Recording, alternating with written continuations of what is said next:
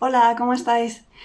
Hoy os voy a hablar de emociones básicas, promoción de la salud y alegría. Este mini bloque, digamos, de contenido es una continuación de la introducción que hice del nivel 2 de educación afectivo-sexual, que empezaba hablando de alfabetización emocional y los costes del analfabetismo emocional. Entonces,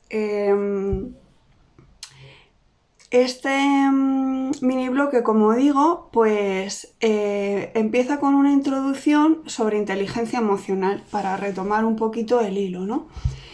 Y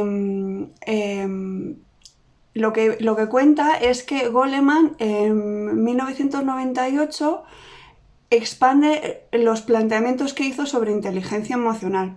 Recordáis que su modelo,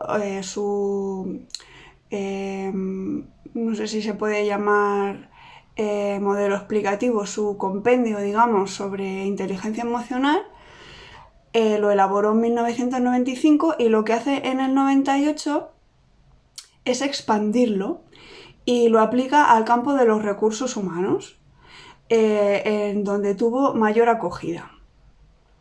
Entonces, él señala que los perfiles de competencia exitosa en un entorno laboral pues tiene unas características que lo diferencian un poquito, lo matizan de lo que expuso años anteriores, ¿no? No se considera un modelo explicativo per se, es como una expansión. En este nuevo modelo revisado, lo que hace es, como digo, matizar las competencias personales por un lado y las competencias sociales por otro. Y quedan así. Competencias personales, hay tres básicas, ¿no? Autoconciencia, autorregulación y motivación. Pues en el campo de los recursos humanos se amplía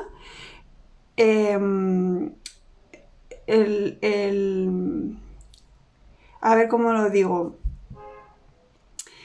el campo concreto, ¿no?, del entorno laboral. Entonces es importante un buen desarrollo de la conciencia de uno mismo, autoconciencia, digamos, en el sentido de saber quién eres, a qué familia perteneces, más o menos conciencia de tus raíces, de tus principios, del barrio en el que has crecido, tu clase social, esas cosas, ¿no?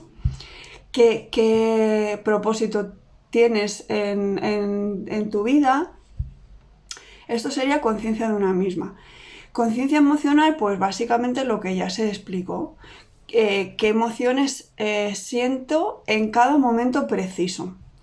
Valoración adecuada de una misma, pues básicamente que no bases tu autoconcepto en tu aspecto físico, tu estatura, tus curvas, tu ropa, ese tipo de cosas. Yo creo que afortunadamente cada día está más superado.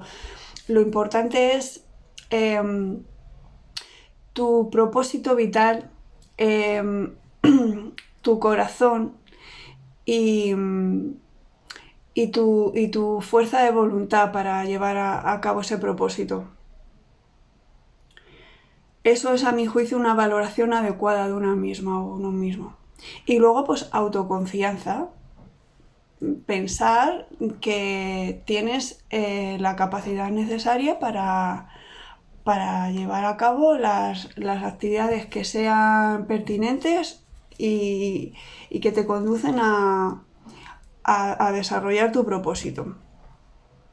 En el aspecto autorregulación, pues destaca autocontrol, que ya hemos hablado muchas veces de la importancia que tiene. Por ejemplo, el autocontrol de la ira es súper importante. Saber gestionarla. Confiabilidad, pues por ejemplo, saber que tu corazón va a responder en situaciones que te suponen cierto desafío, ¿no? Te suponen pues una activación y ciertos nervios, ¿no? Saber que tu sistema, tu organismo es confiable, va a responder bien. Integridad, pues en el sentido que hablaba en un vídeo respecto a la necesidad de ser coherente, perdón, coherente con una misma, con tus principios, que no, no defiendas cosas diferentes en función de tu interlocutor, que siempre tengas una firmeza, ¿no? en tus argumentos. Adaptabilidad, pues en el sentido de que pues, no siempre se dan las condiciones necesarias para llevar a cabo tu plan tal y como lo diseñaste. Hay que tener esa flexibilidad para adaptarse. Y luego innovación, pues en el sentido de que, en la misma línea, ¿no? que desarrolla la capacidad de dar respuestas originales a problemas nuevos, a desarrollar métodos nuevos que te conduzcan a conseguir el objetivo, a pesar de las dificultades, todo esto. Y luego motivación, pues destaca la motivación de logro.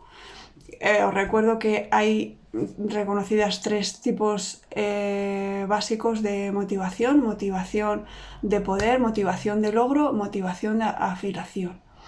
Motivación de logro pues es básicamente lo que mueve a una persona a conseguir sus objetivos. Compromiso, muy importante para ser perseverante, para mantener un esfuerzo con cierto grado de constancia. Iniciativa, quiere decir que hay veces que ves que determinada acción puede ser beneficiosa y no tienes que esperar a que te la proponga la persona, el encargado o el jefe, ¿no? A lo mejor tú ya con tus años de experiencia, estamos hablando en el entorno laboral, pues ves que determinada línea de acción puede ser beneficiosa, pues lo comentas. Y optimismo, para mantener esa motivación funcionando a tope es importante ese diálogo interno que está constantemente dándote ánimo y diciendo tú puedes, no te vengas abajo, no te rindas, sigue adelante, ¿no? En las competencias sociales se ampliaron 2 aspectos: la empatía y luego un cajón amplio de habilidades sociales. La empatía, pues ya hablé en otros vídeos, ¿no? Comprensión de los demás, de sus circunstancias, de qué pueden estar sintiendo en determinado momento. Cuando estamos hablando de compañeros y compañeras de trabajo, pues también es muy importante empatizar un poquito con sus circunstancias. Orientación hacia el servicio, quiere decir hacia el servicio del bien común, el servicio público. Hay trabajos que no tienen que ver directamente con dar servicio público o en pro de un interés general, un bien común, pero esa capacidad para servir a los demás, para estar disponible para lo que puedan necesitar, es un rasgo destacado de inteligencia emocional. Aprovechamiento de la diversidad, pues sacarle partido a esa ese amplio abanico de capacidades y potencialidades que tienes en un equipo de trabajo diverso, que lo hace más rico, ver la mejor manera de sacarle partido a todas esas diferencias, hacer el equipo más completo. Y conciencia política. Yo creo que aquí pues hace referencia sobre todo un poquito a ser capaz de ver el panorama general, por ejemplo, en nuestro caso, en el Estado español, hay que...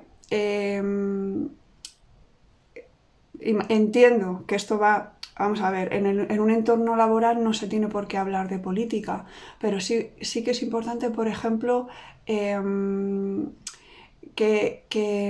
no se pierdan de vista las cuestiones de tener los mismos derechos, hombres y mujeres, o de la paridad en los consejos de administración, por ejemplo, que haya representación de la visión femenina también en las mesas de toma de decisiones, esas cosas.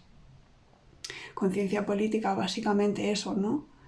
Que los trabajadores puedan tener derecho a sindicarse es importante, que tengan una persona que defienda sus derechos laborales para que no se vean explotados. Esto al final es pura lógica. Cuanto más contento está el trabajador y más se optimizan las condiciones laborales, mayor rendimiento y mayor productividad. Yo creo que conciencia política va por ahí.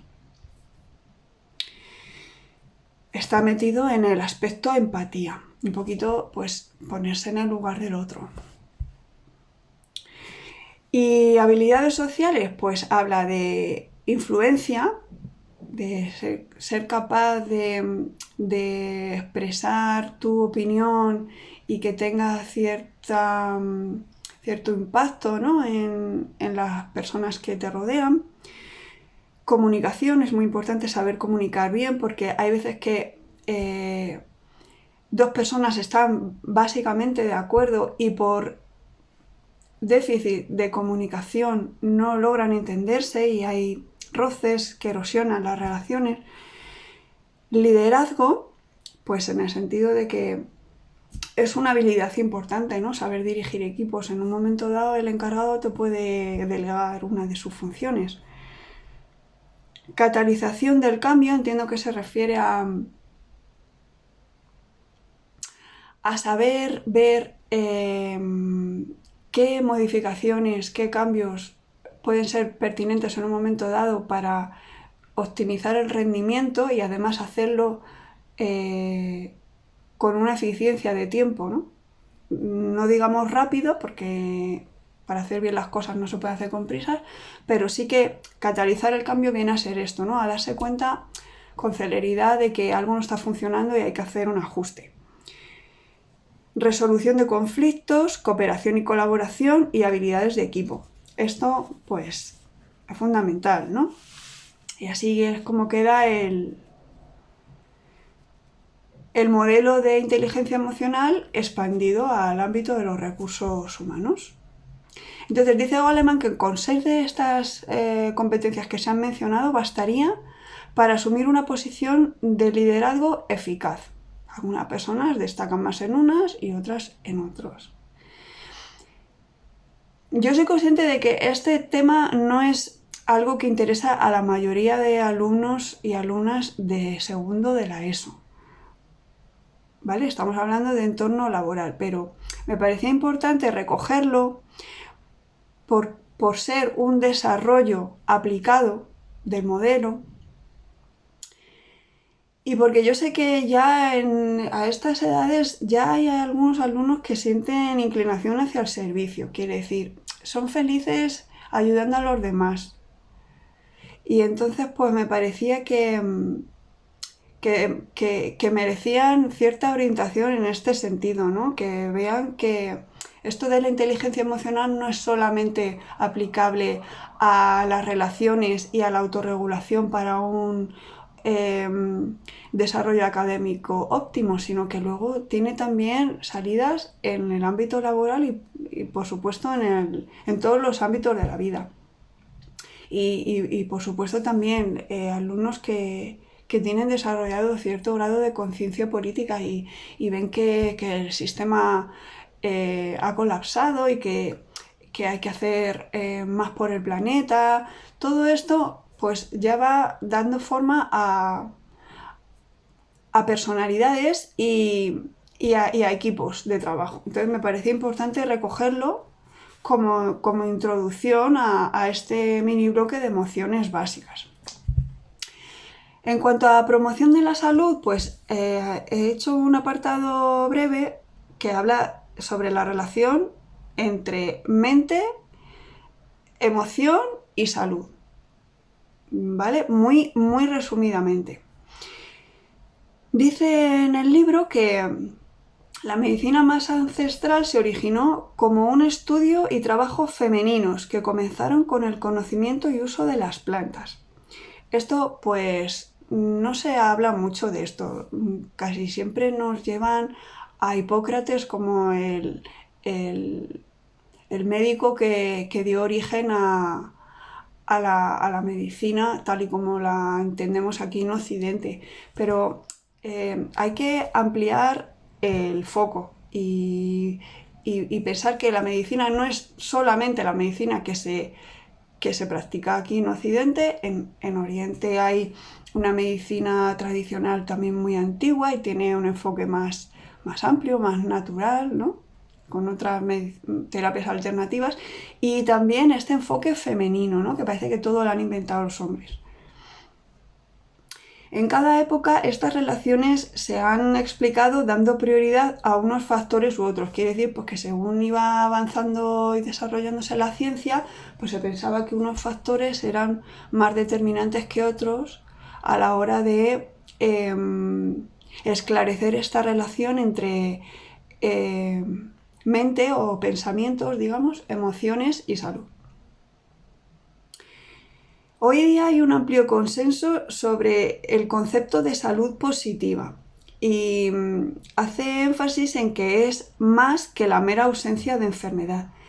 Implica integridad y eficiencia entre mente, cuerpo y adaptación social. Quiere decir, integridad aquí no es el mismo concepto que hablaba antes, sino que integremos estos tres elementos: la mente, el cuerpo y el entorno en el que se desarrolla o se desenvuelve, en el sentido de que tiene que adaptarse.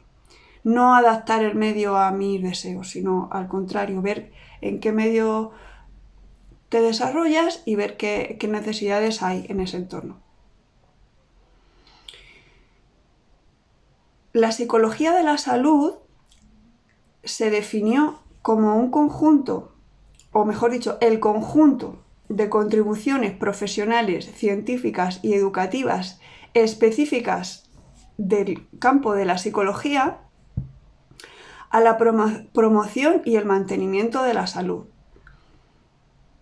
¿Vale? No es solamente el psicólogo la persona que te trata cuando ya tienes un trastorno más o menos serio, sino que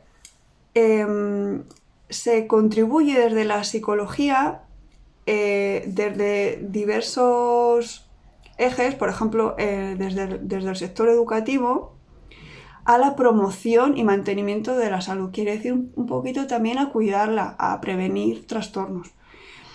Y entonces aquí pues se especifica prevención y tratamiento de enfermedad. Quiere decir que la psicología puede aportar, esto me parece importante también, aportar para prevenir y tratar las enfermedades. No tanto desde el campo clínico, cuando la persona ya manifiesta síntomas, sino desde el ámbito educativo para prevenir.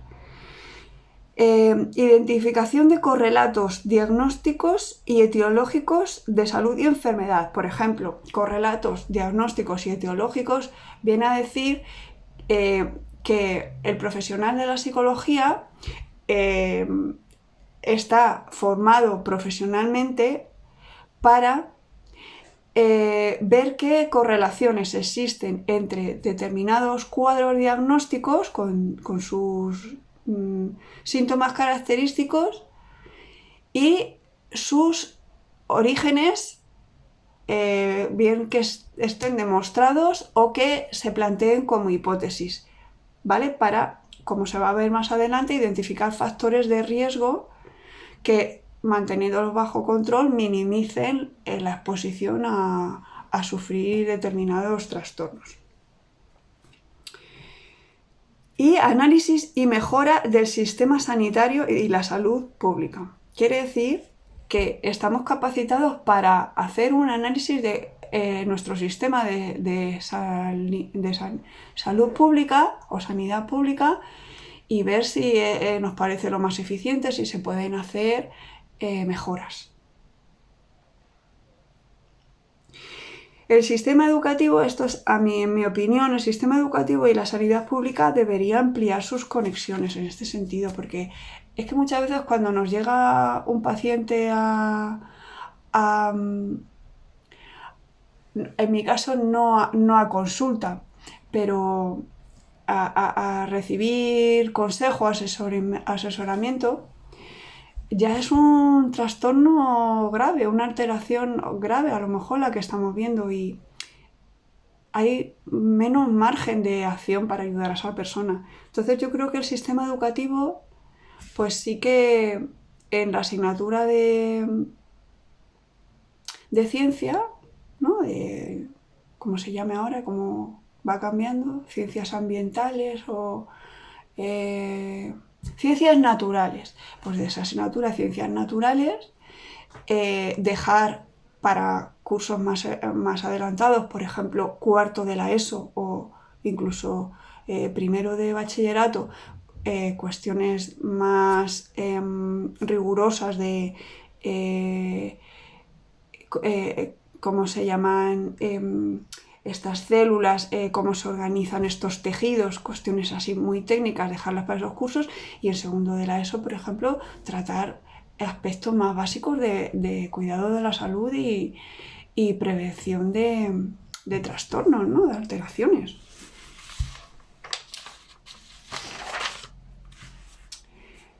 La mayoría de los trastornos en los que influyen las emociones y el estrés, tanto en su origen como en el curso, quiere decir en el desarrollo de esos trastornos, son trastornos multifactoriales, quiere decir que no tienen un origen causal único, intervienen varios factores hasta que impactan en la persona en un grado que produce un desequilibrio.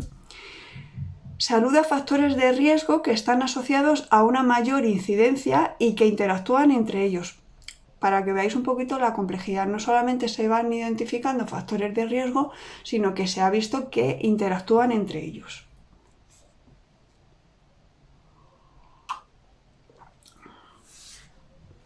Entre estos factores de riesgo destacan la emoción de ira, la hostilidad, que ya se explicará en el vídeo correspondiente, que es como el aspecto actitudinal o cognitivo de la emoción de ira. La ansiedad, que ya explicaré mi hipótesis personal, cómo se relaciona la ansiedad con el miedo y con el estrés. La depresión, que viene a ser el extremo patológico de la tristeza, y el estrés, que es como una activación inespecífica. Estás nervioso incluso o nerviosa, te cuesta mantener tu grado de autocontrol sobre tus ritmos biológicos y hace referencia básicamente a cuando empiezas a sentir que no tienes la capacidad o la fuerza o la energía, los conocimientos, lo que sea, te faltan recursos para hacer frente a la situación que te está abrumando. Esos son los factores de riesgo más destacados que se han identificado. Las vías mediante las cuales derivan en trastornos físicos, entre ellos trastornos cardiovasculares, quiere decir pues del corazón, de su ritmo, de la circulación, respiratorios, gastrointestinales, nerviosos, endocrinos, quiere decir de las hormonas, dermatológicos, de la piel. No me estoy deteniendo porque creo que estos términos los entendéis, ¿no? Musculares y alteraciones del sistema inmune, ¿vale? Estas son las vías mediante las cuales estos factores de riesgo pueden derivar en trastornos físicos. No, perdón. Estos son los trastornos físicos, es que es un poquito complejo el párrafo. Estos son los trastornos físicos a que pueden dar lugar estos factores de riesgo. Y las vías mediante las cuales se producen estos trastornos incluyen procesos biológicos, quiere decir, de la biología celular. Conductuales, quiere decir que alteran tu conducta, tu comportamiento, y tú entonces, por tanto, te descuidas, empiezas a descuidar, por ejemplo, tus hábitos alimenticios o de sueño. Cognitivos, quiere decir tu pensamiento se van deteriorando, se vuelven más irracionales. Y sociales, quiere decir que tus relaciones interpersonales pues también se deterioran. Y estos efectos son de efecto bidireccional. Quiere decir que una emoción negativa, como una tristeza ya muy intensa, que ya es depresión, puede originar y desarrollar una enfermedad, la cual a su vez causa también otros tantos efectos negativos. Esto quiere decir de efecto bidireccional.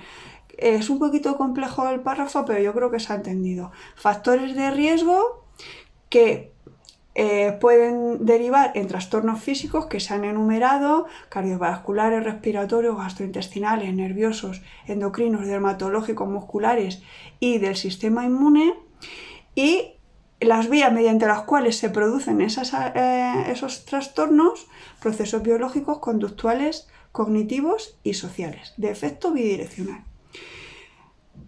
Bueno, esto es muy complejo. Hay, desgraciadamente, por todo ese cúmulo de factores que interactúan entre ellos, muchas vidas que se echan a perder, muchos adolescentes que optan por el suicidio, muchas desórdenes, digamos, incluso me atrevería a decir caos, porque no hay una coherencia en los valores que transmitimos a los más jóvenes. Entonces, para resumirlo mucho, sintetizar, lo más importante aquí es centrarse siempre en lo positivo. Yo siempre les decía a mis alumnos: cuando tengas un problema, céntrate más en la solución que en la magnitud o las dimensiones del problema, porque te va a dar más oxígeno, te va a dar más luz, más energía para alcanzar finalmente la solución. Entonces, se reitera la importancia de la felicidad, el buen humor y el optimismo, así como el apoyo social y el soporte emocional en la promoción de la salud. Sobre el humor hablaré en un vídeo, ahora explico un poquito cómo lo haré. Y soporte emocional pues es básicamente educarles en aspectos de inteligencia emocional, que hay, para mi punto de vista, una carencia enorme. Las emociones positivas pueden deshacer los efectos de las negativas. Son un antídoto que restaura el equilibrio del sistema nervioso autónomo. Quiere decir, pues, alguien te hace un comentario un poquito mínimamente alegre, aunque sea cuando tú estás un poquito de bajón porque has suspendido un examen que contabas con que ibas a aprobar, o una amiga te ha dicho algo que te has decepcionado con ella. Cualquier comentario, cualquier gesto, un acercamiento con una sonrisa, todo eso mitiga, alivia el dolor, el trastorno que nos suponen las emociones negativas. Porque el sistema nervioso autónomo guarda cierto equilibrio entre su activación y la relajación, y los sucesos de la vida cotidiana nos hacen estar continuamente fluctuando ahí. Entonces, mantener el equilibrio es realmente difícil. También influyen las emociones positivas, está hablando, la recuperación de la salud tras una enfermedad, la que sea, aunque sea un resfriado. Y las personas optimistas se recuperan más rápidamente de una cirugía. Estaba hablando el libro de una cirugía coronaria, pero entiendo que cualquier operación quirúrgica, si estás con una emoción positiva y optimista, tiene más probabilidades de salir. Y de cualquier alteración del equilibrio en general, ¿vale? Las personas optimistas, pues, son más resistentes. El optimismo puede preservar tanto la salud mental como también la física. Entre los factores que se propusieron como claves en dicha resistencia destacan los procesos de afrontamiento y de adaptación emocional. Quiere decir, ¿cómo afrontas tú las dificultades, las vicisitudes de la vida, los altibajos emocionales, los reveses, los golpes? Hay que afrontarlos, no vale de nada mirar para otro lado pensando que eso ya se solucionará. Hay que mirarlos de frente, esas cuestiones. Y dice el otro factor, la adaptación emocional. Quiere decir aceptar lo que estás sintiendo, entenderlo y dejar que fluya. La vida es un flujo de energía, no podemos hacer nada por evitar ese flujo. Podemos desarrollar la capacidad de un grado elevado de autocontrol para evitar que nos arrastren, pero las emociones van a estar ahí fluyendo siempre. El funcionamiento óptimo requiere formulaciones refinadas en las que las emociones positivas y las negativas trabajan beneficiándose mutuamente. Las negativas son parte fundamental de las relaciones sociales saludables y cumplen una función adaptativa. Un poquito lo que decía, hay que aceptarlas como parte de la vida.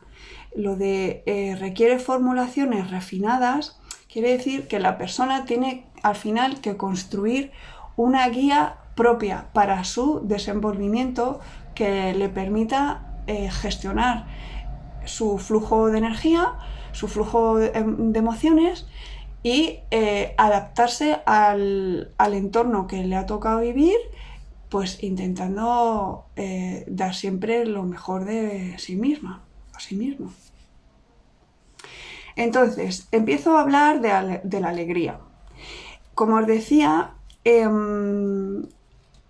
un mini bloque el de emociones básicas. Entonces, hoy, como he hecho la introducción y esta relación entre la mente, las emociones y la salud, pues voy a hablar de alegría y cierro el vídeo de hoy. El próximo vídeo será sobre la tristeza y la ira, que junto con la alegría pues son como el kit básico de emociones.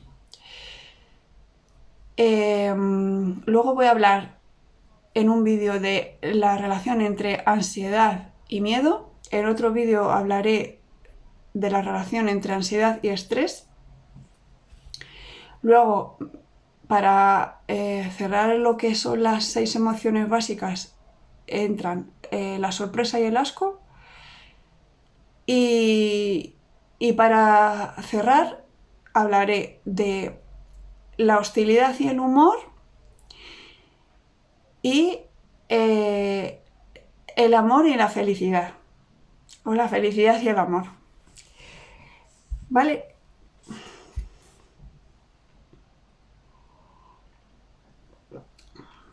En cuanto a la alegría, como decía, la alegría, la tristeza y la ira irrumpen a menudo en el continuo emocional en el que transcurre nuestra vida, condicionando el ajuste de nuestra conducta a las circunstancias y demandas ambientales. Son como el kit básico de ajuste. Salvo que adquieran cierta intensidad, apenas les prestamos atención, pero siempre están ahí. Sin embargo, desempeñan un papel adaptativo fundamental, ya que regulan la funcionalidad de distintos sistemas biológicos. Súper importante, ¿vale? Pues, por ejemplo, las digestiones. Optimizan procesos cognitivos, quiere decir de pensamiento, de aprendizaje. modulan la interacción social y permiten afrontar la consecución de metas u objetivos. Interactúan entre sí, favoreciendo el ajuste a las contingencias. Definición de alegría. Muy comprimido, ¿vale? He sintetizado al máximo. Es la emoción positiva que surge al experimentar atenuación de malestar, consecución de una meta o incluso placer estético y simple tranquilidad. Placer estético es simplemente pues ver algo bonito, una planta que está saludable con sus florecitas. Por ejemplo, eso es placer estético. Y simple tranquilidad, que no lo menciona en el libro y no se le da la importancia que tiene. Esa simple paz interior ya facilita que tú estés en un tono afectivo positivo. Suele ser de duración breve, aunque también puede experimentarse como un estado de placer intenso, algunas veces descrito como éxtasis. Bueno, es básicamente placer en sus diversas manifestaciones. Alguna vez he descrito como éxtasis, bueno, pues podéis hacer memoria a ver si recordáis la última vez que os ocurrió algo gracioso y se os saltaban las lágrimas de la risa, ¿no? Pues en este sentido se refiere aquí a éxtasis, que es una palabra que tiene muchos matices, que estás llena o lleno de gozo. Esta emoción se incluye en una estructura categorial amplia identificada como emoción de bienestar. Esto no es de conocimiento general, me parece a mí. Emoción de bienestar, por lo que os decía antes, simplemente estar en paz contigo misma, en calma, fluyendo tranquilamente con la vida. Esa es la base para estar bien y es lo que engloba toda la categoría. La alegría se sitúa en el nivel más básico de esta categoría y constituye la representación prototípica de la misma. Quiere decir que representa un poquito todo el amplio abanico de matices emocionales que entran ahí. La interacción entre distintos factores determina su intensidad y formas específicas que van desde el estar contento o satisfecho por haber aprobado un examen, por ejemplo, que no tuviste tiempo apenas de estudiar o sacar un sobresaliente en uno que te preparaste súper bien, ¿no? Estás contenta o satisfecha por. Ese sería como el nivel mínimo y el nivel máximo, estados de éxtasis o de euforia de grado variable. Hay veces que te entra una risa que te tronchas literalmente, o sea, realmente te dobla y te desternillas, ¿no? Te tiras por el suelo. Bueno, características de la alegría. Aquí se habla de los desencadenantes, quiere decir los factores que la disparan, los factores que la modulan y luego funciones de la alegría. ¿Vale? Tiene 3 subapartados de características. Desencadenantes. Se establecieron 2 clases de desencadenantes, los que atenúan o eliminan las contingencias negativas y los acontecimientos positivos. Entre los primeros, pues por ejemplo, alivio del dolor físico. La sensación de alivio, ¿no? Es un bienestar cuando desaparece ese dolor. Disponibilidad de alimento o agua tras experimentar hambre o sed por tiempo prolongado. Esto también, ¿no? Bebes después de pasar mucho calor y ese bienestar. Posibilidad de contacto social. Pues, por ejemplo, encuentras una persona que sintoniza más o menos, vibra más o menos como tú y la expectativa de que vas a poder hablar con ella con cierta frecuencia y compartir ideas y opiniones, pues también es muy agradable. Resolución favorable de una situación crítica para la propia vida. ¿vale? Imagínate que estás en una situación de crisis o conflicto, por lo que sea, pues cuando se resuelve, pues también esa sensación. Mitigación de emociones negativas, por ejemplo, la aceptación, la paz interior tras un duelo, por ejemplo, ¿no? Cuando has perdido un ser querido, estás un tiempo con el duelo y es un dolor que puede variar en intensidad, físico, emocional, psicológico, espiritual, es un dolor muy difícil. Pues llega un momento en que aceptas en tu corazón que esa persona ya no está en el plano físico, está en otra forma, según mis creencias, es como si estuviera soñando, su esencia no se ha ido a ninguna parte ni ha desaparecido, está como en un sueño. Y cuando aceptas que está de esa manera, la vida la sobrellevas mucho mejor. Y sientes esa paz interior que te permite seguir, ¿no? Entre los desencadenantes clasificados como acontecimientos positivos, pues están la estimulación placentera. Pues poner por ejemplo, yo cuando era pequeñita me acariciaba con un pañuelo y eso me ayudaba a dormir. Pues eso se me ha quedado un poquito hasta el día de hoy. Hay veces que me acaricio así las manos para quedarme dormida. ¿Vale? Ese tipo de estimulación placentera, ¿vale? Pues habrá gente que le guste con el pelo, lo que sea.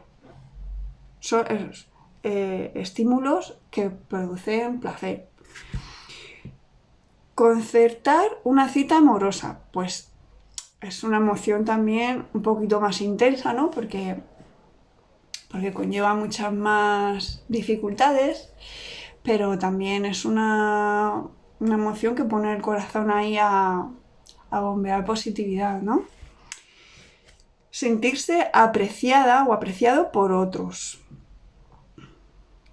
Tener una experiencia estética, pues lo que decíamos antes, ¿no? Una simple plantita que está saludable, o ir a un museo y ver una mujer hermosa en un cuadro o una escultura hecha con mucha delicadeza, ese tipo de experiencias. Recibir reconocimiento, ya sea en el ámbito personal o profesional. Pues eso también es muy agradable, ¿no? Te sientes reconocida, respetada en un entorno. Ambos tipos de desencadenantes pueden generar alegría aun cuando afecten a otra persona. Es decir, nos alegramos si alguien con quien simpatizamos alcanza un logro o una mejora en su situación de precariedad. Respecto a la alegría hilarante, que la llaman así en el libro de texto, es pues la risa, ¿no? Cuando ya no te contienes el júbilo. Que dice que cursa con sonrisas amplias, risas o carcajadas, se desencadena con situaciones cómicas o chocantes, por ejemplo, chistes, bromas, anécdotas graciosas. Hay estímulos como las cosquillas que activan esta emoción, pero también la contemplación de otros bajo su influjo, quiere decir que ver a personas que se lo están pasando bien, que están alegres y están bien, pues te contagias, ¿no? Son factores que también producen, que activan esta emoción, ¿no? La contemplación de otros bajo su influjo, el consumo de sustancias, ahora hablará un poquito de esto, y la transgresión de algunas normas o tabús. Se me ocurre, por ejemplo, el hecho de que las chicas tomen la iniciativa de ligar, que es una cosa históricamente reciente, ¿no? Hace no mucho tiempo, pues las chicas y las mujeres tenían un papel muy pasivo en el tema de las relaciones interpersonales. Estaban muy reprimidas, ¿no? Y entonces el hecho de que una chica tome la iniciativa, pues por el hecho de representar esta acción, cierta transgresión, ¿no?, de las normas establecidas o de los tabús, pues hace que nos parezca ya una situación alegre, ¿no?, graciosa. Vale, factores moduladores. Aquí se han estudiado el patrón de personalidad, el consumo de sustancias y el contexto sociocultural. Muy resumidamente, en cuanto al patrón de personalidad, se ha visto que un nivel elevado del factor extroversión se asocia con una alta predisposición para experimentar alegría y expresarla. ¿Qué pasa? Que cuanto más extrovertida es una persona, más relaciones sociales tiene, y lo mismo que tiene más probabilidades de vivir experiencias agradables y graciosas y alegres, tiene también más posibilidades de conflicto. Entonces esto queda un poquito así como que no se veía claro, hasta que se identificó el factor jovialidad, que se vio como más potente a la hora de explicar qué patrón de personalidad es el que está como más predispuesto a tener una vida alegre. Y es esta, ¿no?, el sentimiento de que por muchos años que pasen vas a ser siempre joven, ¿no? Es una cosa como del espíritu. Es un factor componente del patrón identificado como extroversión y vio que actúa como facilitador, el factor jovialidad. En cuanto al consumo de sustancias, bueno, en el libro habla de diversas sustancias, no todas tienen los mismos efectos en el organismo, pero en cuanto a cómo influyen en esa emoción de alegría que todo el mundo busca, porque la vida es muy difícil. En este punto de la evolución nos puede parecer que es fácil porque como que la adaptación del ser humano al medio ya está muy desarrollada y no existen las dificultades que existían hace siglos o los riesgos de enfermedades, muertes prematuras, el hambre. Todo esto nos da la idea de que la vida ahora es más fácil. Yo creo que se va complicando por otro lado. Entonces, en esta búsqueda de estar alegres, que a mi juicio no es quizá lo más inteligente, sino que sería estar equilibrados o equilibradas, pues la gente recurre al consumo de sustancias, lo cual deriva muchas veces en abuso de sustancias. Y entonces el libro dice que cada expresión particular de alegría, quiere decir, el modo en el que cada persona expresa alegría, que es personal, es particular de cada persona y que varía en distinto grado en diferentes situaciones, se ve modificada bajo los efectos de determinadas drogas, incluido el alcohol. Y no me voy a detener a hablar de los efectos de distintas drogas. Aquí lo relevante es que no es una alegría natural. La persona que tiene un bache anímico en la vida por una crisis o lo que sea y no aprende a gestionar esa negatividad equilibrándolo con otras actividades, pensamientos, relaciones que equilibren su estado anímico y recurra a drogas para buscar esa alegría, va a expresar una alegría que es ficticia, digamos. Es como un disfraz. Es como una alegría falsa, en definitiva. Esta intoxicación inducida puede llevar a un estado de alborozo o euforia intensa. Y los efectos dependen del grado de tolerancia al estupefaciente y del tiempo transcurrido desde su consumo o desde su administración. Quiere decir, cuanto más tiempo lleves consumiendo una sustancia, más se habitúa tu cuerpo a la presencia de esa sustancia en tu organismo. De manera que el efecto primario o el efecto primero que tuvo lugar en tu cuerpo y en tu mente, en tus emociones, la primera vez que la consumiste, se va habituando el cuerpo a esos efectos y cada vez necesitas más dosis para el mismo grado de intensidad de los efectos. Esto se conoce como tolerancia a una sustancia, a una droga. Tu cuerpo ya la va tolerando cada vez más y el cuerpo te va pidiendo más cantidad, más dosis para sentir los mismos efectos. Y el tiempo transcurrido desde su consumo o administración, pues hace referencia a la última dosis que tomaste de esa droga, ¿no? Pues no es lo mismo 10 minutos después que 2 horas después, ¿no? Habitualmente, esto es un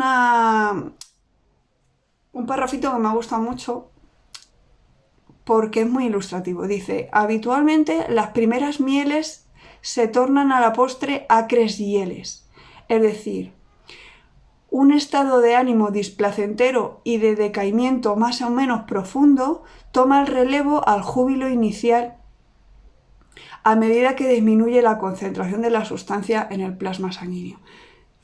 En definitiva, lo que está diciendo aquí, que al principio te parece que es una miel deliciosa y al final es una hiel amarga, para resumirlo. El contexto sociocultural. Estamos hablando de factores moduladores, ¿vale? Para que no nos perdamos. La expresión de alegría está sujeta a ciertas normas culturales adquiridas durante nuestro proceso de socialización y determinan su manifestación. Por ejemplo, en nuestra cultura no es correcto alegrarse de las desdichas ajenas, no creo que en ninguna cultura, ¿no? Y en determinados lugares, por ejemplo en un velatorio, no es correcto expresar alegría, ¿no? Por mucho que te alegres de ver a un primo segundo que hacía años que no le veías, ¿no? Tampoco soy partidaria yo de que los velatorios tengan que ser una cueva oscura de tristeza, ¿no? Hay que buscar siempre un equilibrio, pero me refiero a esa expresión de alegría que expresamos cuando todo está, digamos, en orden o que estamos todos bien, ¿no? Pues, y más teniendo en cuenta las circunstancias, ¿no? De ese fallecimiento, porque si es una persona mayor que se ha ido en paz, no ha sufrido y tal, pues sí caben ciertas expresiones de alegría, ¿no? Porque se ha ido en paz y todo ha ido bien y los familiares no han sufrido y tal, pero por ejemplo, estás en un velatorio de un chaval de 20 años, que aquí en el barrio este verano hemos tenido 2 que han perdido la vida porque estaban viendo carreras de coches. Ahí no tiene, o sea, esa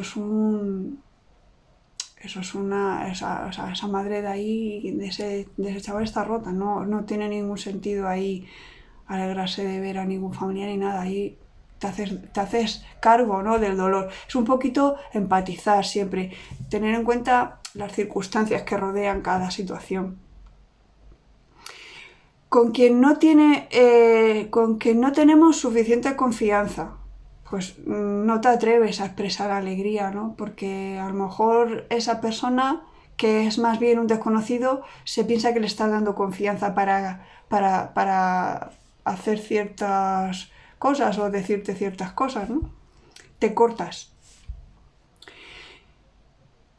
O una persona que vive una situación emocionalmente comprometida, por ejemplo, imagínate que estás con una amiga que está llorando porque su chico le ha sido infiel. Pues te empatizas un poquito con tu amiga, ¿no? Y ahí no cabe alegrarse tampoco de nada.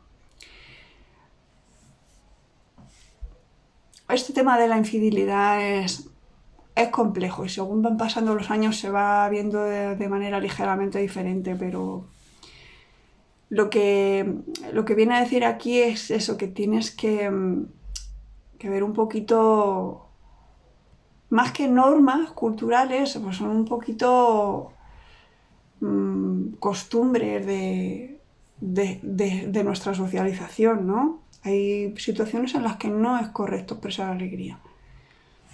En general, si hay intimidad, quiere decir,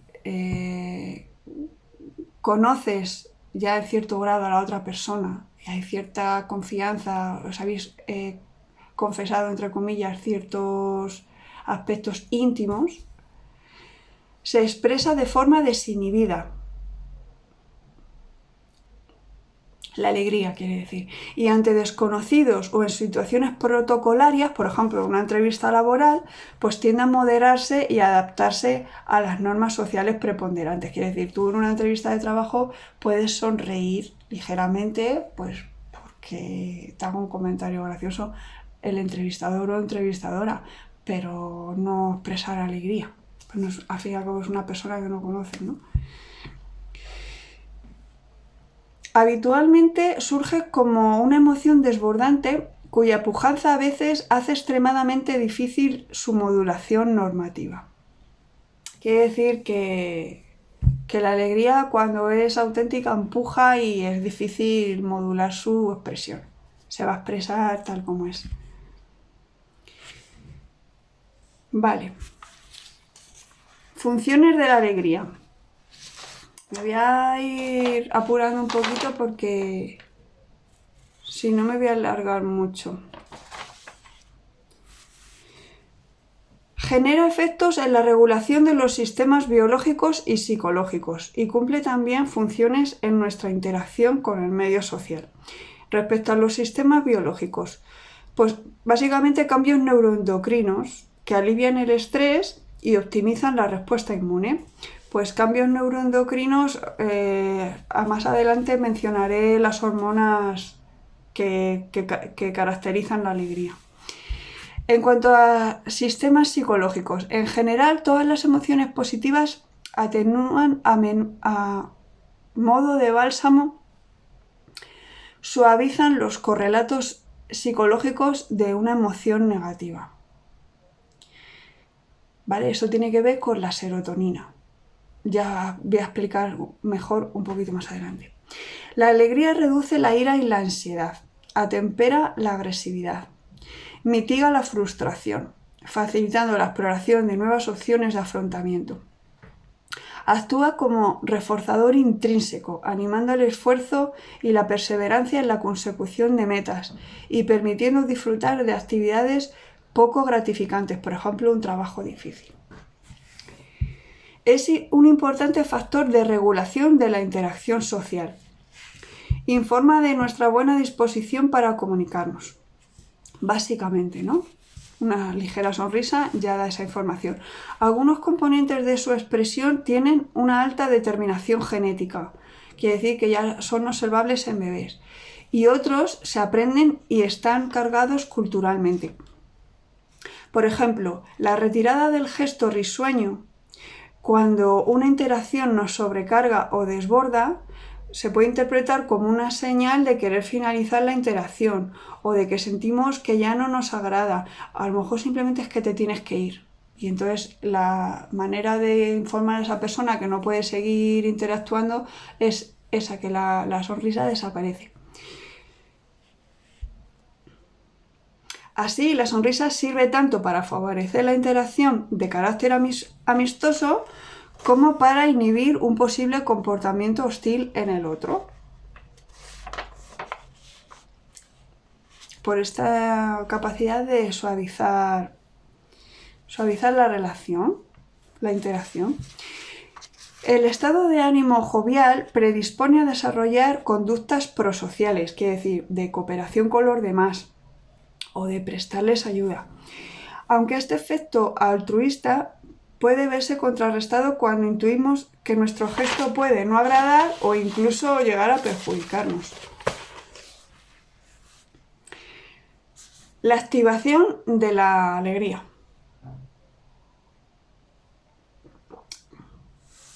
Aquí se va a hablar de los efectos subjetivos, de los correlatos psicofisiológicos y de los 3 tipos de sonrisa que se han identificado. Entre los efectos subjetivos, pues es una experiencia emocional que es una vivencia placentera de carácter reforzante. Quiere decir, si tú estás haciendo cualquier cosa y se te dibuja una sonrisa espontánea sin tú querer hacer nada por estar alegre, pues significa que tu cuerpo está funcionando bien, estás haciendo las cosas bien, y eso refuerza tu metodología de trabajo, por decirlo de alguna manera. El cuerpo te está diciendo que sigas en esa línea, que las cosas van bien así. La persona se siente complacida, contenta, incluso embargada por el júbilo, en estado de éxtasis de intensidad variable y con disposición de ánimo eufórico. Bueno, esto ya es cuando estás muy, muy, muy alegre. Pues imagínate una fiesta de cumpleaños que te han preparado los amigos y las amigas ahí, súper especial, ¿no? Todo ello da pie a una actitud optimista en el afrontamiento de las vicisitudes de la vida. Incrementa la autoestima y la autoconfianza. Los conceptos de autoactualización, quiere decir que estés en disposición de vivir al día constantemente, que no estés en el disgusto de ayer. Egoresiliencia, que es un poquito como eso, esa resistencia al ánimo negativo, ¿no? Emocionalidad positiva, autonomía, optimismo aprendido y experiencia de flujo contemplan en grado variable esta clase de sentimientos, haciendo referencia en muchos casos a la experiencia emocional de la felicidad, más que a la de alegría, ¿no? Es como más genérica, ¿no? La felicidad es un poquito después de hacer el balance entre emociones positivas y negativas. En la experiencia óptima o de flujo que se ha mencionado, se halla quizá más claramente implicado el componente subjetivo de la alegría. Este concepto describe una clase de vivencias tan enriquecedoras y gozosas que tienen valor por sí mismas, por lo que se denominan también vivencias autogratificantes. Por ejemplo, la implicación en actividades de creatividad, de música y actividades lúdico-deportivas son ejemplos del marco en que surge la experiencia. La persona está altamente concentrada en la tarea, se puede decir extasiada, quiere decir un estado de éxtasis que no es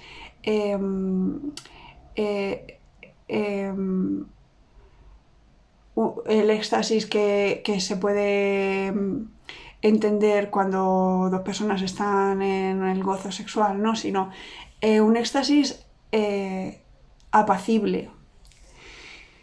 Estás extasiada en el sentido de que estás como envuelta, completamente absorta en la tarea. Y bajo un bienestar subjetivo que, cuando se siente con relativa frecuencia, conduce a un estado de felicidad. Vivencias autogratificantes puede ser simplemente charlar. A las chicas nos gusta mucho conversar. Cuando una relación está empezando, ellos van como muy rápido para que la chica pues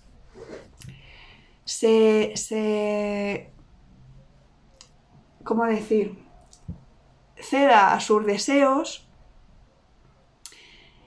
lo antes posible, porque pues a lo mejor es la falta de formación en estos aspectos, y la chica, mientras no tenga confianza suficiente, va a estar tensa y no va a disfrutar de esas caricias que al chico le apremian más, ¿no? Entonces es importante conversar. Para mí, por ejemplo, es una vivencia de este tipo, ¿no? Permite que la energía fluya y que las personas se conozcan, ¿vale? Hay que dejar un poquito la negatividad de la ansiedad que nos provoca la situación y tener esta visión de experiencia óptima o de flujo, que nos vayamos conociendo así de manera fluida, sin ansiedad. Entre los correlatos psicofisiológicos, la mayoría de estudios se centraron en los cambios fisiológicos asociados a la risa, que es solo una de sus manifestaciones. Se planteó que puede causar diversas modificaciones endocrinas, como por ejemplo, incremento de la secreción de endorfinas, que las llaman la hormona de la felicidad, ¿no? Y dopamina, que es la hormona del estar a tope, ¿no? Por eso se utiliza la expresión de dopaje, ¿no? De estar dopado, quiere decir eso, ¿no? Te activa, te da energía, la dopamina. Es una catecolamina. Ya lo expliqué en cierta ocasión, ¿no? Y entonces, por ejemplo, te da la risa y lo que tendrías en tu circulación sanguínea sería sobre todo esto, endorfinas y dopamina. Y cuando ya se pasa el rato de reírte, pues lo que predominaría es la serotonina, que es la calma, el bienestar que te queda después, ¿no? Esto de la serotonina no lo menciona el libro, pero bueno, es una hipótesis con la que vengo trabajando hace tiempo, ¿no? Es un sistema, dopamina, serotonina. Es como se hacen contrapeso. No puedes estar activada todo el tiempo. Entonces, cuando ya te has habituado un poquito a eso gracioso que ha pasado, pues necesitas volver a la calma y ahí entra en juego la serotonina. Eventualmente se acompaña también de secreción lagrimal, que confiere ese brillo característico en la mirada de las personas jubilosas. Esto dice el libro. Es verdad, hay personas que tienen un brillo especial en los ojos. Se distinguieron 3 tipos de sonrisa: la sentida o genuina, la falsa o fingida y la enmascaradora o miserable. La sonrisa sentida o genuina es auténtica, acompaña a la emoción positiva, de alegría. Aflora, por ejemplo, en el reencuentro con nuestros seres queridos, cuando te encuentras con una amiga, por ejemplo. La sonrisa falsa o fingida aparenta un sentimiento positivo que realmente no está ocurriendo. El gesto está afectivamente vacío. Es la expresión, por ejemplo, de las fotos de carné de algunos políticos en campaña electoral o cuando intentamos simplemente ser cortés, quiere decir, ser educada o educado. La expresión risueña juega un papel clave en la interacción social y no siempre está avalada por una emoción positiva. Por ejemplo, indica aceptación, disponibilidad, permite dar buena imagen. Hay veces que sonríes simplemente porque estás bien, nada más. Y eso, y en el momento en que te das cuenta de que te estás entreteniendo demasiado en esa conversación, ya te apura la hora y la sonrisa desaparece. Y eso no significa ni que te alegrases mucho de ver a esa persona, ni que te entristezcas por algo que ha dicho, ¿vale? Esta sonrisa, que se llama así, falsa o fingida, se parece mucho con el mero gesto hipócrita, una sonrisa hipócrita. Es importante no confundirla, ¿vale? Esta sonrisa hipócrita se parece más a un disfraz. Es, por ejemplo, como alguien que te dice algo realmente desagradable con una sonrisa puesta o que tú sabes que está pensando y sintiendo lo contrario de lo que está diciendo y que esa sonrisa pues no responde a no es genuina, ¿vale? O sea, vamos a ver. Ni es genuina ni es la falsa o fingida, es hipócrita, ¿vale? Por ejemplo, hay ciertos políticos que te hablan de qué necesaria es la vivienda y te lo dicen con una sonrisa cuando siempre que tienen oportunidad votan en contra de hacer mejoras. Pues esa sonrisa es hipócrita, para diferenciarla de la falsa o fingida. La falsa o fingida es cordial, digamos, y la hipócrita es un disfraz. Y luego está la sonrisa enmascaradora o miserable. Aquí la persona lo que experimenta realmente es una emoción negativa, pero intenta ocultarla. Por ejemplo, imagínate que te dicen que han visto a tu novio o tu chico con otra chica, o al revés, ¿no? Que te dicen que han visto a tu chica con otro, ¿no? Pues tú tienes una emoción negativa dentro, pero a lo mejor en ese momento sonríes porque no quieres que la gente sepa qué mal te sientes por dentro, ¿no? Por eso se llama enmascaradora. La emoción real es una emoción negativa, pero intenta ocultarla. Por cortesía, interés o vergüenza, no desea dejar traslucir sus miserias emocionales, ¿no? Sus miserias entre comillas. Tiene que componer la expresión afectiva inhibiendo la emoción auténtica que pugna por aflorar. Por eso se ve en el gesto facial cierta tensión muscular que nos da una pista de qué es lo que realmente está sintiendo esa persona. A menudo se combinan elementos de la sonrisa fingida con otros propios de la emoción en curso. Y pone un ejemplo el caso de la risa nerviosa, con la que camuflamos ansiedad o incluso miedo.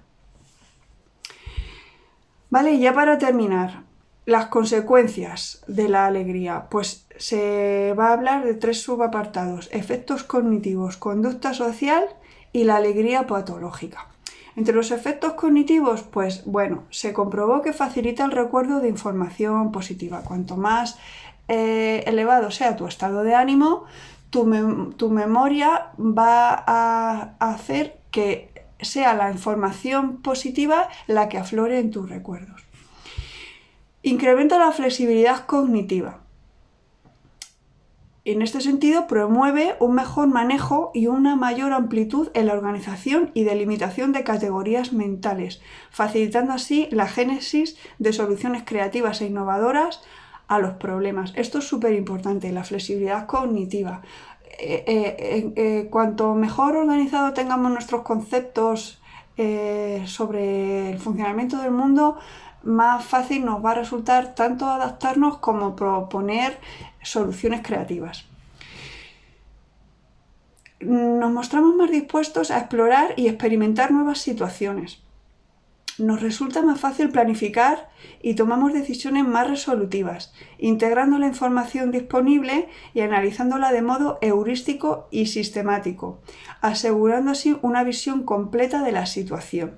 De modo heurístico, ya lo expliqué un poquito cuando hablé de creatividad, quiere decir como una especie de atajos, de no entretenerte demasiado en los detalles, porque tienes una visión de conjunto que te satisface, te hace sentir bien y seguir adelante.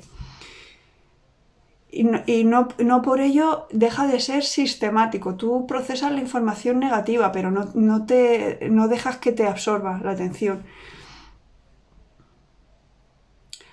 Es importante, hay que poner el foco siempre en lo positivo, ¿vale? Es verdad que cuando nos sucede algo negativo nos marca mucho y parece como que, qué duro, qué difícil es esto, ¿no?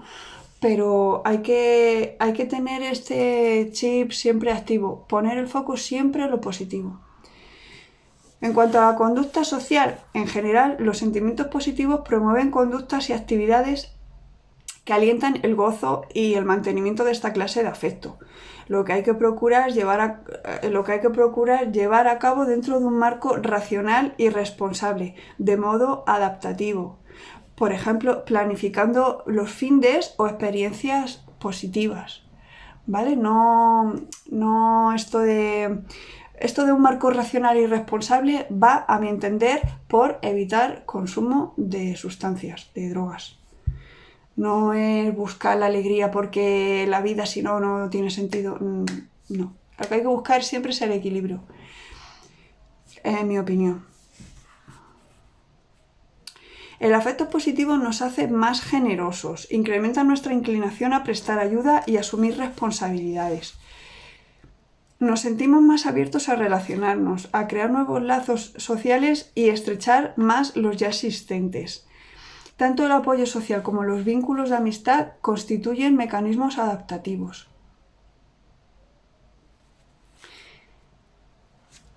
La alegría sirve como eficaz aglutinante social. ¿vale? Cuando un grupo tiene experiencias positivas con frecuencia, pues es un grupo unido. Nos sentimos más afines con quienes experimentamos alborozo y disfrute. Y destaco aquí más afines. Esto es una cuestión de afinidad, como de vibración. Se parece mucho a la música, en el sentido de que estamos sintonizados unos con otros. Sentimos más afinidad con unas personas que con otras. Y a la hora de elegir pareja, la alegría que induce el compañero o compañera es un factor clave para el buen curso de la relación. Y destaco aquí, de mi parte, proyectar situaciones positivas. No nos podemos quedar en el disgusto que me acaba de dar hace 5 minutos o que el disgusto que me dio ayer y el cúmulo de disgustos que me ha dado. Si quieres esa persona y quieres seguir manteniendo relación con ella, proyecta en el futuro situaciones positivas. La alegría patológica, ya para terminar, que me ha alargado un poquito hoy, es un estado emocional alterado, desprovisto de la funcionalidad propia de este afecto positivo. Esta alteración psicopática puede ser más o menos acusada. Entonces hablamos de hipomanía en su forma más moderada y manía en su manifestación más extrema. Al hilo de lo que decía al principio sobre la psicología de la salud, que los profesionales de la psicología podemos hacer correlatos entre diagnósticos y etiologías, quiere decir orígenes de esos diagnósticos, yo creo que aquí en el libro se está haciendo una referencia velada al consumo de cocaína, porque no lo dice explícitamente, pero es como muy evidente. Las personas que manifiestan esta hipomanía cuando es en grado más moderado o una manía cuando es más patente, ¿no? Es una alegría exagerada que no responde a la situación. A lo mejor te está contando una situación esa persona y tú no ves que tenga nada de alegre. Esto es importante tenerlo en cuenta porque a lo mejor tienes un hermano mayor que ya está saliendo por la noche y tú le ves cierta alteración en su conducta y no sabes por qué, ¿no? Y es una pena que se echen a perder por el abuso de esta sustancia. ¿Vale? Si quieres a tu hermano o a esa persona que tú sospechas que su comportamiento está alterado por el consumo de esta sustancia, pues hay que hablar con esa persona. La persona maníaca experimenta una exaltación de la vitalidad acompañada de un regocijo, de un bienestar y euforia. ¿Vale? Está excesivamente activa.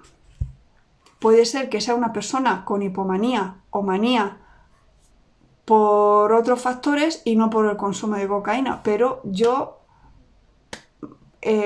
pongo sobre aviso, nada más. Tienen mucho que ver estos síntomas con los efectos de la sustancia. Estas personas reducen su necesidad de sueño a 3 o 4 horas diarias, por ejemplo, y muestran una marcada hiperactividad. O sea, es algo exagerado. Normalmente los chicos hablan menos que las chicas. Pues tú le ves que empieza ahí a cascar y que no tiene ninguna intención de parar. Y te das cuenta de que pasa algo porque él no es así, es tu hermano o tu chico y le conocen, ¿no?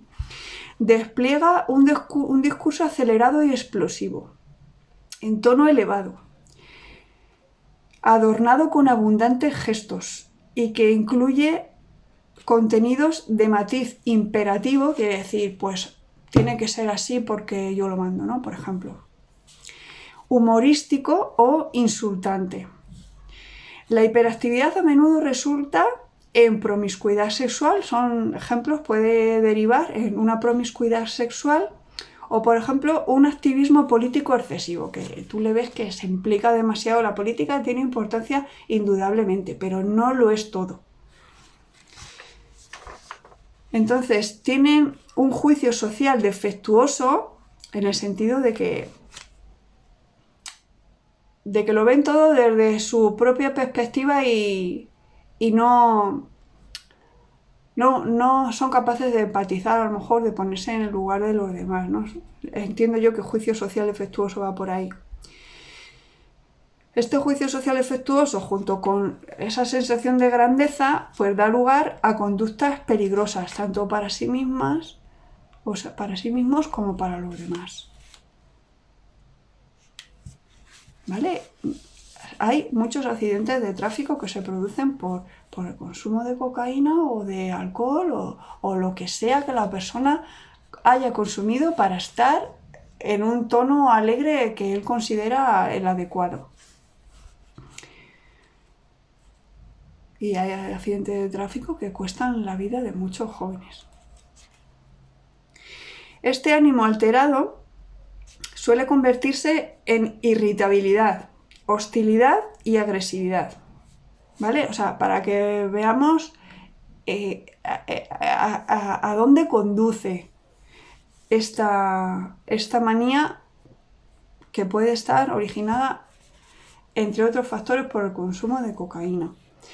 Entonces la persona insulta y deforma la realidad con un total desprecio por las normas sociales. Esa persona se ve como por encima, ¿no?, de los demás. Y eso. Y aparentemente está sintiendo una alegría descomunal, sobrehumana, que los demás, a su entender, envidiamos, ¿no? Y hay que ver las cosas como son. Es una intoxicación la que produce esta sustancia y esta alegría es patológica. Y nada más, que ya me he alargado mucho y espero que os haya resultado útil el vídeo y que